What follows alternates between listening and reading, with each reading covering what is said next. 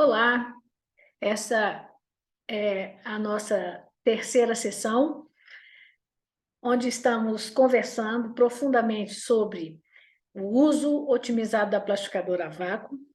Eu tenho dito, né, para vocês, nesses nossos outros dois encontros, o quanto que é relevante a gente otimizar o uso da plastificadora a vácuo no nosso consultório, na nossa clínica, o quanto a gente ganha de autonomia usando a plastificadora a vácuo e o quanto isso faz diferença na nossa vida clínica, possibilitando um aumento de faturamento significativo, né? Isso pode variar aí desde um aumento de 5 mil até mais de 20 mil por mês de faturamento, se você realmente souber aproveitar tudo que a plastificadora pode oferecer. Então, nos outros dois encontros, a gente já começou a falar sobre isso, e agora, hoje, a gente vai conversar sobre um tema que é bastante polêmico, né? Placas rígidas versus placas flexíveis. Qual você deve escolher, tá? E eu vou discorrer aqui para vocês alguns pontos importantes, né, que a gente precisa considerar na hora de conversar com os pacientes. E como eu disse para vocês, quando eu estou conversando com vocês a respeito de algum tema, eu nunca estou conversando a respeito da minha opinião. Eu disse isso no nosso último encontro e reforço aqui novamente. Quando eu estou conversando com vocês, eu estou trazendo o que a ciência está nos trazendo, não é opinião minha para nada, absolutamente nada. Então, quando a gente vai conversar sobre placas rígidas e placas flexíveis, principalmente quando nós estamos conversando sobre controle de bruxismo, a gente vai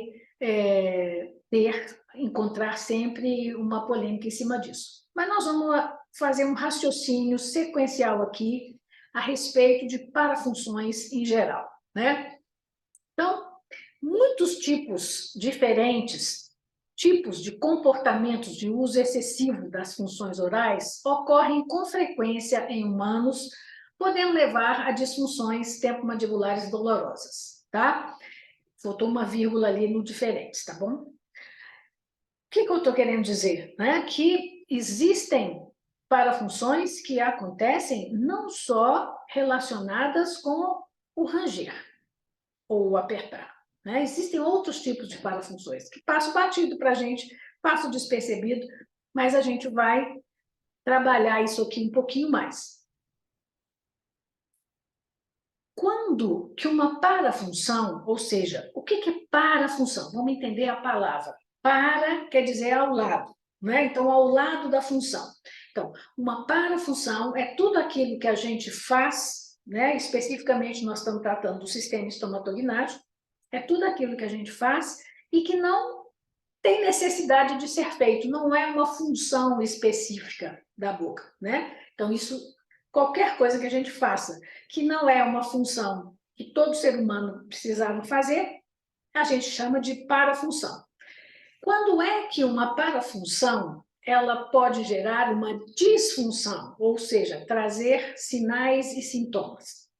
Toda vez que ela extrapolar a capacidade adaptativa do sistema. E cada indivíduo tem uma capacidade adaptativa de sistema. Então, por exemplo, eu posso, vamos falar especificamente de algo que a gente conhece tranquilamente, que é apertar dente. Eu posso apertar meus dentes com uma força X e não causar nenhuma disfunção. Por quê? Porque o meu sistema está dando conta de lidar com aquela força que eu estou fazendo nos meus dentes. O meu sistema, o meu, Patrícia, está dando conta. Eu posso ter do meu lado uma pessoa que faça, se a gente for medir com dinamômetro, a mesma força, faça o mesmo excesso de carga, com a mesma força, e essa pessoa ter uma disfunção, gerar sinais e sintomas. Por quê? Porque a capacidade adaptativa do sistema dessa pessoa é diferente do meu. Então, não existe generalização para nada em termos de parafunção, tá bom? Vamos lá. E quais os fatores que vão ser preponderantes para que a gente tenha, né, uma extrapolação da capacidade adaptativa do sistema? A duração, a frequência e a intensidade. Esses três fatores, consideravelmente aumentados, vão influenciar na geração de uma disfunção. Então, o tempo que eu fico fazendo aquela parafunção, a frequência com que eu faço e a intensidade, né, com que eu faço aquela parafunção. Então, vamos pensar, sucção digital é uma parafunção. Nós falamos disso no outro encontro, né? Porque no encontro passado, nós aprendemos a confeccionar a placa para remoção do hábito de sucção digital. Mas a sucção digital é uma parafunção. A gente precisa chupar dedo? Não. A gente chupa como sendo uma função não necessária que vai nos gerar algum ganho, né, emocional ou algum ganho de prazer. Tá certo? A gente conversou sobre isso da outra vez. E nós conversamos que 10% dos adultos são sugadores digitais, né? Então, 10% dos adultos sugam o dedo, porque não houve um controle dessa parafunção durante a infância, tá certo? Então, é importante que a gente pense nisso. Quem não assistiu a outra aula, né, que a gente está fazendo uma sequência de 6 aulas, quem não assistiu a outra aula, assista lá para vocês entenderem, porque eu mostrei, inclusive, os trabalhos, né, que provam que 10% dos seres humanos sugam o dedo. Então, essa placa foi a que eu mostrei da outra vez e está aqui novamente, né? Se eu tirar o prazer do contato dedo-palato, o hábito vai desaparecer. Um outro tipo de parafunção é morder coisas. Então, tem gente que morde caneta, tem gente que morde lápis, né? Então, ficar mordendo coisas diuturnamente. Estou prestando atenção na pedra, estou mordendo. Estou assistindo uma aula, ou estou trabalhando no computador, enquanto eu estou trabalhando no computador, estou aqui mordendo alguma coisa. Então, isso é uma parafunção. Eu não tenho que estar mordendo nada para estar fazendo aquela atividade. É uma parafunção, né? Tem muita gente que rói unha. Roer unha é uma parafunção. Tem gente que rói esses dedos, tem gente que rói só esse aqui. Enfim, roer unha é uma parafunção. Dependendo da duração, da frequência e da intensidade com que se faça isso, eu posso gerar disfunções. Ok? Morder bigode. Tem homem que corta o bigode com o dente, assim, ó. Então, que o dente assim, ó, cortando a pontinha do bigode com o dente.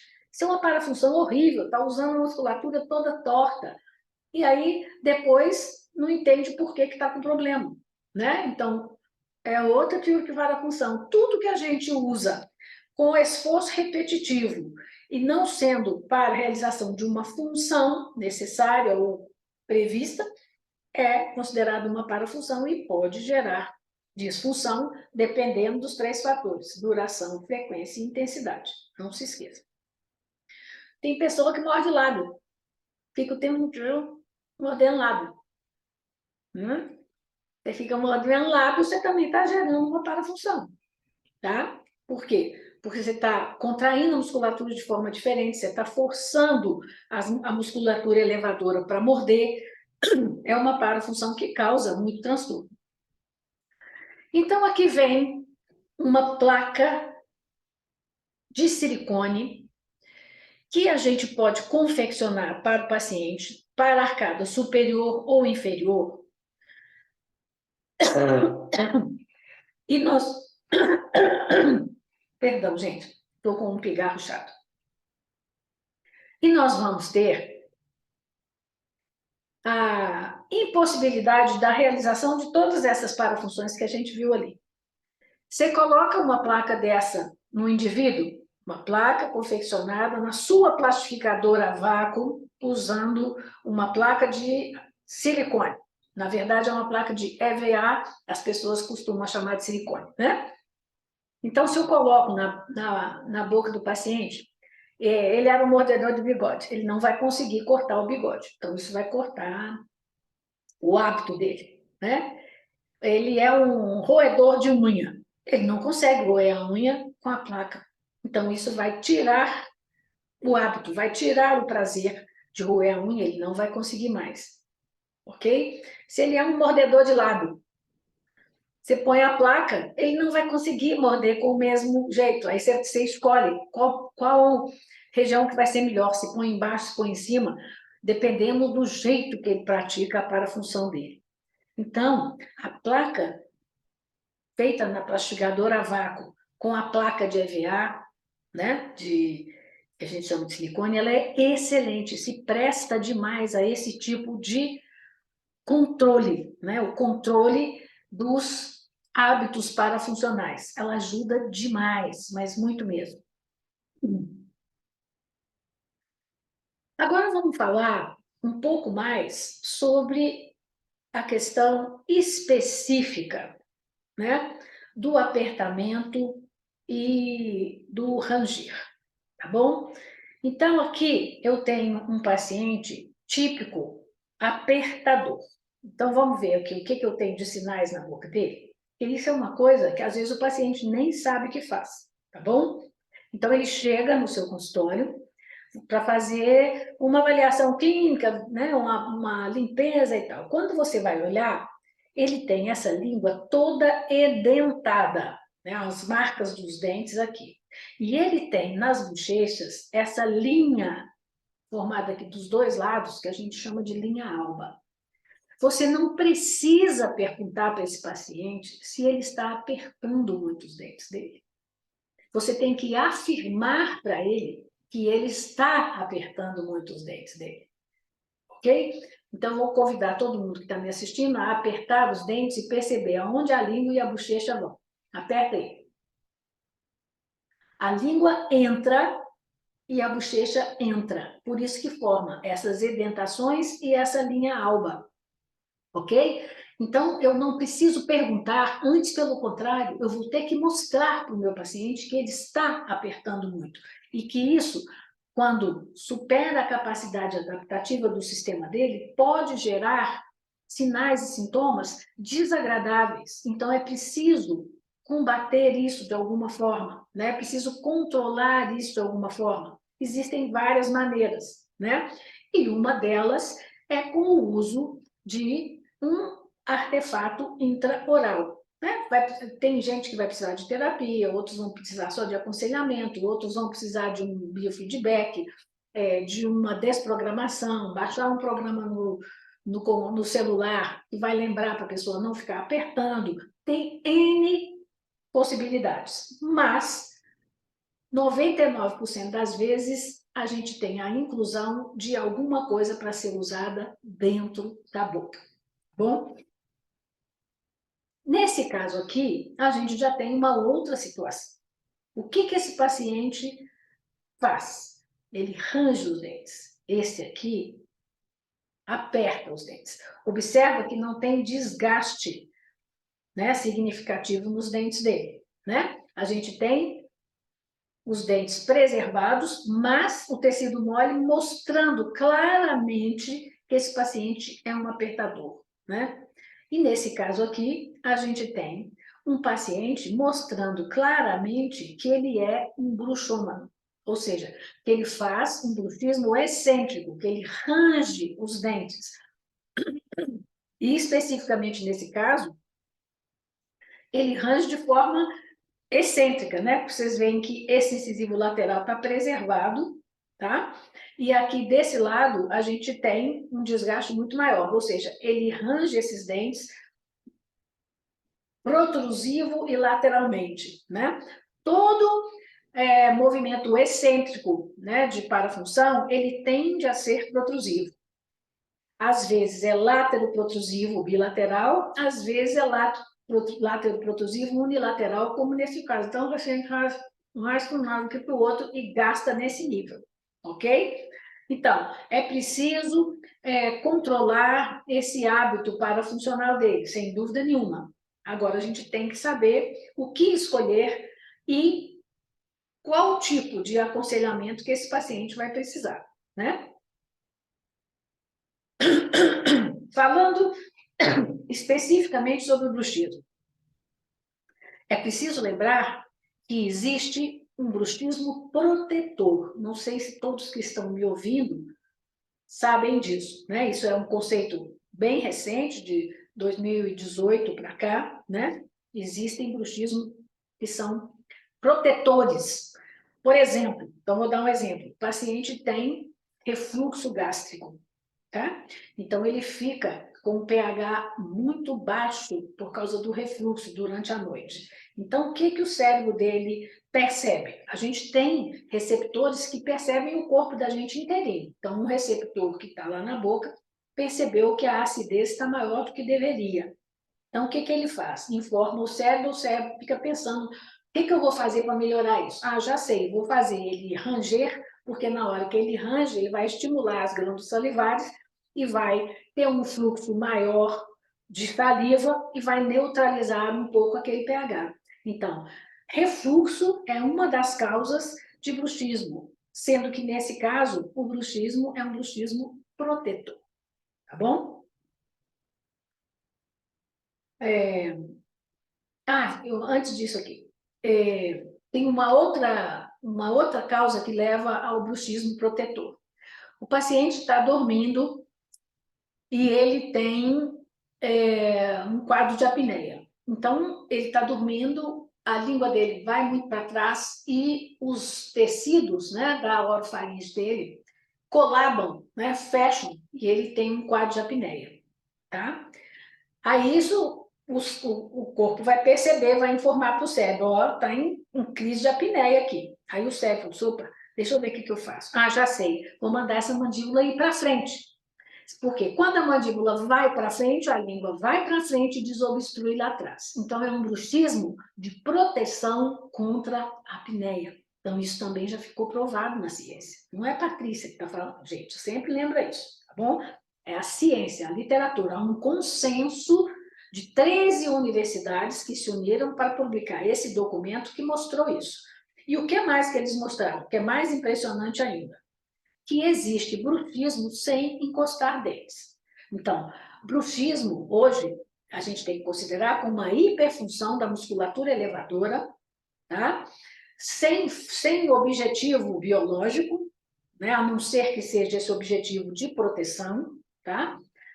Mas que pode acontecer sem encostar os dentes. Então, a pessoa hipertensiona aqui, fica assim, assim, assim, assim, assim, assim, assim, tenso, sem encostar os dentes. Então, não necessariamente nós precisamos encostar os dentes. Isso é algo que a gente precisa saber, né? Existem pessoas que fazem o bruxismo cêntrico, outras fazem excêntrico, e muita gente faz os dois. E outra coisa, não existe mais esse pensamento que o bruxismo é só noturno. Tem gente que faz mais diurno do que noturno, não bruxa à noite e bruxa muito de dia. Tá? Então, são paradigmas que a gente tinha que nós precisamos mudar. Ok? Então, vamos pensar agora em relação aos dispositivos que a gente pode usar para isso. Quais os dispositivos intraorais que estão descritos na literatura que podem ser usados para controle do efeito do bruxismo? Então, a gente tem dispositivos que impeçam o contato direto entre os dentes e dispositivos que mudem os engramas proprioceptivos, a propriocepção, a consciência da boca, tá bom? Então, vamos ver alguns. Então, isso aqui chama NTI, é um dispositivo super vendido, super usado, com muita coisa na literatura. Então, não adianta falar, isso não serve. Não é por aí, gente. Não adianta a gente ficar combatendo uma coisa que outros já testaram e mostraram que pode funcionar. A questão é saber, é a melhor solução para o meu paciente? Então, mas a gente precisa saber que existe Os pacientes hoje, eles vão para o Google e pesquisam tudo. Então, eles vão chegar com essa foto, que é uma foto de Google, e perguntar, por que você não está usando isso em mim? Tá certo? Então, a gente tem que saber que existe, né? Existe um outro recurso, que é chamado de byte splint, né? Então, você está vendo aqui, esse suporte aqui, ele encaixa aqui por dentro da boca, entre os dentes e a bochecha, e tem essa aleta, né, que fica aqui entre os dentes. Então, na hora que o paciente morde, ele tem um estímulo para o bucinador e ele tem uma plataforma de silicone que fica entre os dentes, impedindo que esses dentes se toquem, tá bom? A gente tem placas, né, pré-formadas, pré-confeccionadas, onde você coloca na água quente, põe na boca do paciente, manda ele morder, e aí você tem ali algo para ele usar durante os momentos que ele estiver fazendo o bruxismo dele, né? Será que isso é o ideal? Não sei. Nenhum desses aí. Vamos conversar um pouquinho mais. Existe um outro que é chamado de Aqualizer, tá? Então, aqui vocês estão vendo um Aqualizer colocado na arcada, com o suporte na arcada superior, também pode ser usado na arcada inferior, porque o que interessa é isso aqui.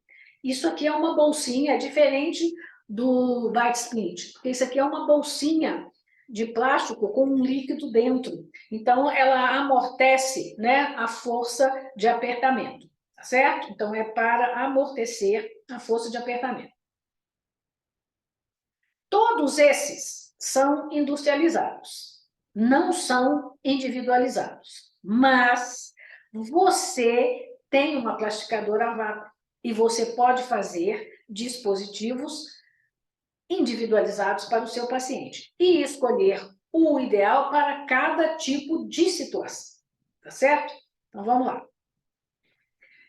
Essa aqui é uma placa mio-relaxante típica que foi confeccionada de acordo com a técnica do professor Åkesson, que usa uma placa de acetato primeiro, né? Você baixa uma placa de acetato de 2 milímetros na boca do paciente e depois você faz uma complementação com acrílico na oclusal, seguindo padrões que vão propiciar que essa placa tenha contatos bilaterais simultâneos no fechamento e tenha desoclusão na lateral e na protrusiva feita no canino. Típica, você consegue fazer isso direto na boca do paciente, sem precisar montagem articulador, e isso não sou eu que inventei, é o professor Åkesson, que é uma das maiores autoridades, né, em oclusão e disfunção da articulação temporomandibular do mundo. A técnica é dele, não é minha, tá? É super tranquilo de fazer e funciona maravilhosamente bem. Então, você pode fazer uma placa rígida, uma placa miorrelaxante rígida, usando a sua plastificadora a vácuo, tá bem? Mas você pode também usar a placa flexível de 3 milímetros de EVA para algumas situações específicas. Então, você sempre vai ouvir alguém falando, nossa, placa resiliente, placa de silicone, não pode usar de jeito nenhum, ela aumenta o bruxismo. Vou voltar a dizer para vocês, eu nunca vou ensinar e mostrar nada que não esteja fundamentado pela literatura. Então, aqui a gente tem um trabalho que é de 2002, feito na USP de Ribeirão Preto, mostrando que as placas resilientes são as flexíveis. Foram eficazes na manutenção do equilíbrio muscular dos portadores de DTM. Isso é de 2002. Vamos lá. Essa aqui já é de 2012, né? É o efeito da placa oclusal resiliente nos músculos masseter, Então, os autores observaram que após o uso da placa oclusal resiliente, nas condições clínicas propostas, ocorreram alterações satisfatórias nos valores eletromiográficos. Então, não é a Patrícia que está falando, tá bom? Essa aqui já é de 2014, mas só, né? Então, essa aqui comparou, né, a soft e a hard, ou seja, a placa resiliente, a placa de silicone com a placa rígida, né?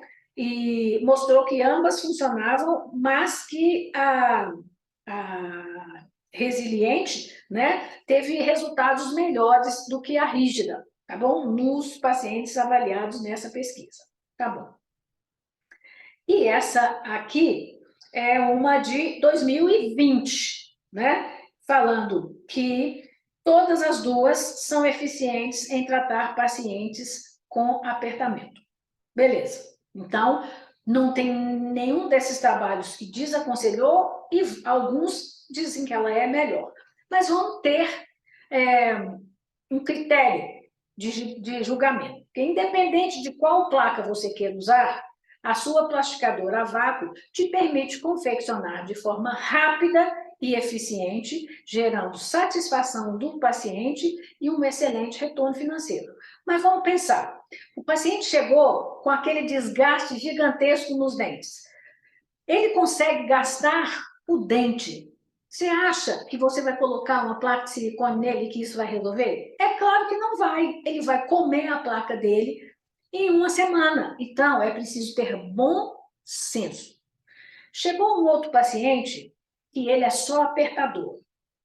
Bom, então, a placa de silicone de 3 milímetros, ela vai trabalhar na propriocepção daquela boca, trazendo primeiro para a consciência aquele apertamento que ele faz. Por quê? Tem gente que fala assim, nossa, não pode usar a placa de silicone que ela aumenta o bruxismo. O paciente não fazia e começa a fazer. Isso é ridículo. O que acontece é que ela traz para a consciência. Se você avisar isso para o seu paciente antes, você vai crescer no conceito dele, porque ele vai ver que realmente você tinha razão e que ele aperta. Porque até então ele estava com aquele apertamento mascarado, ele não tinha consciência. Você põe a placa, ele começa a ver que ele está apertando. Então ele vai tomar consciência e começa a se policiar para não fazer aquilo, associado a outros exercícios que a gente pode prescrever, né? Então, a placa resiliente, ela é muito eficaz e diminui os registros eletrobiográficos, segundo a literatura, não é segundo a Patrícia, né? Em pacientes apertadores. Mas para pacientes excêntricos, né, não vai funcionar, tá certo? Com um detalhe, as duas estão confeccionadas numa marcada ou na outra. É diferente, por exemplo, daquela coisa que você compra pronto, aquece, põe na boca e morde e fica travado ali. Então, se você tem uma parafunção protetora contra, por exemplo, a apneia ou contra um refluxo, você não vai conseguir fazer. Se você tem, né, um bruxismo, daquele que a gente falou, que não encosta dentes, não adianta com placa. Então, você tem que ter bom senso para saber o que indicar, como indicar e qual placa indicar, tá certo? Então, o paciente que é um parafuncional sem encostar dente, não tem indicação de usar placa, ele não está encostando dente. Agora, o paciente que encosta dente, seja apertando, seja rangendo, ou às vezes os dois, ele tem indicação de usar a placa, tá certo? E você vai definir qual vai ser a melhor, dependendo do caso. Ah, eu faço em cima ou embaixo? Depende. Se ele é um paciente que faz parafunção mais durante o dia, a placa inferior ela é mais discreta, ela vai aparecer menos. Tudo é questão de bom senso, mas o que é mais importante? Você pode fazer você mesmo no seu consultório usando a sua plastificadora a vácuo. E isso vai te trazer, né, uma alegria muito grande do seu paciente, porque resolve rapidinho o problema dele. Ele chega no consultório num dia, no dia seguinte ele já está com a placa, ou talvez no mesmo dia, dependendo da sua possibilidade de fazer naquela hora, né? O resultado que você vai ter financeiro é astronomicamente maior, porque você não está, né, tendo que terceirizar a confecção de nada, então, e o paciente satisfeito vai te trazer muitos outros pacientes. Então, mais uma vez eu reforço, é importantíssimo que você tenha uma plastificadora a vácuo e que você use a sua plastificadora de forma otimizada, tá bom? Nós temos um próximo encontro, onde a gente vai conversar sobre mais usos da plastificadora a vácuo. Eu estou esperando por vocês. E eu queria convidar para vocês me seguirem no Instagram, no @doutora Patrícia Valério, e a gente pode conversar por lá, qualquer coisa que vocês tiverem. Põe no direct, ou põe nas caixinhas que eu sempre estou por lá, pode perguntar, que eu respondo. A gente continua essa conversa no nosso próximo encontro. Até mais.